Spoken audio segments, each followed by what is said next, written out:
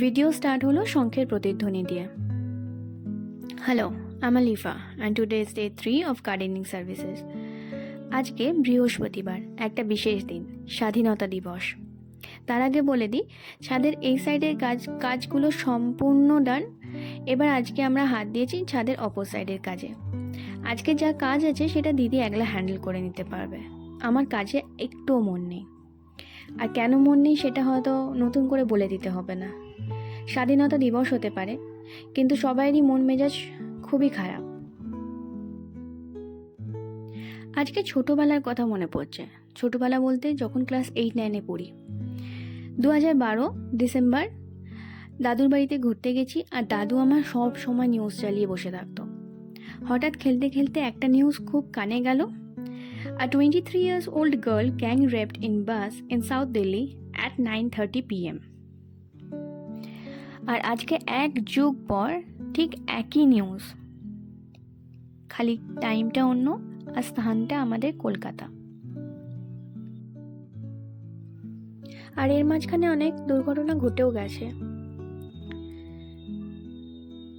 কিন্তু আজকের আপসেট হওয়ার কারণটা হচ্ছে কলকাতা, আমার শহর। এই শহরেই থাকি আমি। আর মন খারাপ করে বসে থাকতে ইচ্ছা করলো না, তাই দিদির থেকে দুটো কাজ নিয়ে আমিও করতে শুরু করে দিলাম। দিদি সব করেই দিয়েছে, জাস্ট দুটো টপ বাকি ছিল ট্রিমড করার জন্যে। নিয়ে বসে গেছি ট্রিমড করতে। আজকে এগুলো হয়ে গেলে পুরোপুরি ছাদের একটা অংশ কমপ্লিট হয়ে যাবে। পরের দিন থেকে হাত দেবো ছাদের অন্য অংশটা। আর যেই অংশটা স্টার্ট করব সেই অংশটা খুবই ক্রিটিক্যাল, কারণ সেখানে শুধু গোলাপ গাছ আর কাঁটা গাছে ভর্তি। তাই ভাবছি কিভাবে করব।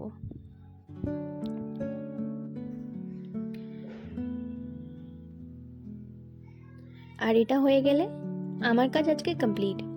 যেটা বাকি থাকবে সেটা হচ্ছে ক্লিনিং, আর ক্লিনিং আজকে দিদির দায়িত্ব।